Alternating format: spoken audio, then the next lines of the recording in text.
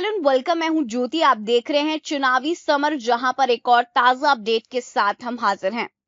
CJI Bobde के बाद justice Ramana बनेंगे मुख्य न्यायाधीश। मोदी राज में न्यायालय की निष्पक्षता पर सवाल उठते रहे हैं। हालांकि सुप्रीम कोर्ट के मुख्य न्यायाधीश एसए बोबड़े ने कई मामलों में सरकार के खिलाफ सख्त रूप अपनाया, लेकिन सीएए, एनआरसी और ईवीएम जैसे मुद्दों पर अभी भी कोई फैसला नहीं हो पाया है। वहीं अब सीजेआई ऐसे बोबड़े रिटायर हो रहे हैं। जाहिर सी बात है कि अब सब कुछ नए सीजेआई पर निर्भर करता है और वे सीएए, एनआरसी और ईवीएम पर क्या एक्शन लेते हैं।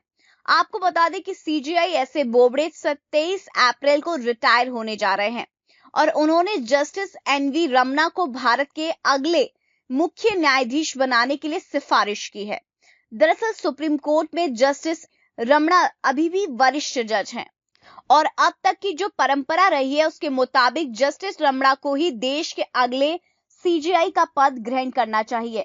जस्टिस रमन्ना का सीजेआई के रूप में 1 साल और 4 महीने का कार्यकाल होगा। वैसे वो आंध्र प्रदेश के कृषि परिवार से संबंध रखते हैं और उन्हें जून 2000 में आंध्र प्रदेश उच्च न्यायालय के स्थायी न्यायाधीश के रूप में नियुक्त किया गया था। वहीं फरवरी 2014 में सुप्रीम कोर्ट के जज बनने से पहले दिल्ली हाई कोर्ट के मुख्य न्यायाधीश रहे।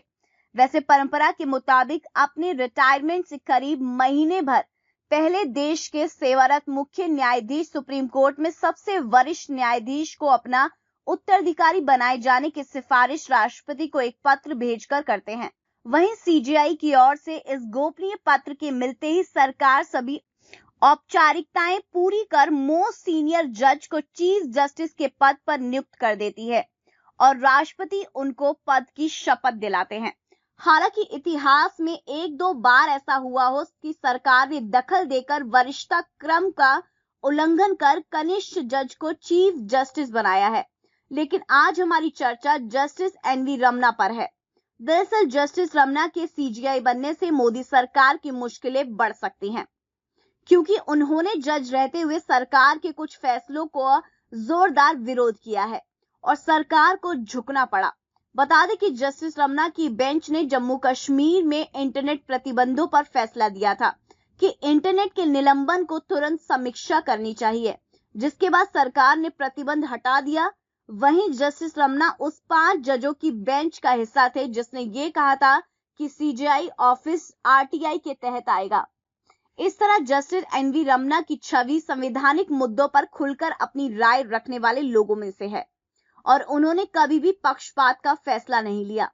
इसकी वजह से ऐसी संभावना जताई जा रही है कि अपने 16 महीने के कार्यकाल में जस्टिस रमन्ना सीएए, एनआरसी और ईवीएम जैसे मुद्दों पर फैसला सुनाएंगे और मोदी सरकार की तानाशाही पर लगाम लगाएंगे।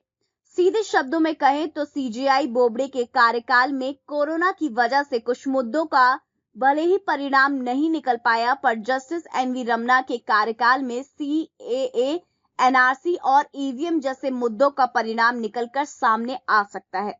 इस पर आपकी जो भी राय है आप प्लीज कमेंट सेक्शन में लिखें। Thank you so much. Keep watching today's for more news.